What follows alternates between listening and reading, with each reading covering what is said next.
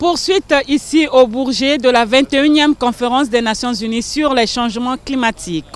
Ce samedi 5 décembre, les négociateurs des pays du bassin du Congo ont rendu compte à leur ministre de l'état d'avancement des négociations sur les changements climatiques.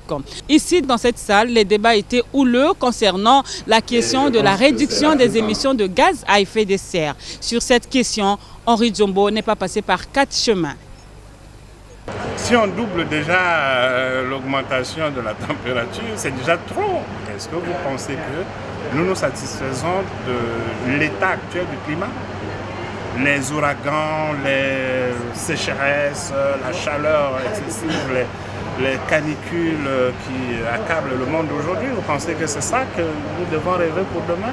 Qu'ils soient multipliés par 2, par 3, par 4? Ben non. C'est pas juste et c'est pas sérieux. L'Afrique est le continent qui subit le plus les effets néfastes du réchauffement climatique. Sa température augmente à un niveau alarmant. Et si l'on y prend garde, la vie ne sera plus possible dans ce continent. Il faut donc agir. Agir ici à Paris, comme le réclament certains chefs d'État, à l'instar de Denis Sassou Nguesso et quelques ONG africains présents ici à Paris. À chaque fois qu'il y a un moyen global de température, l'Afrique est prédisposée à s'échauffer 1,5 fois le moyen global.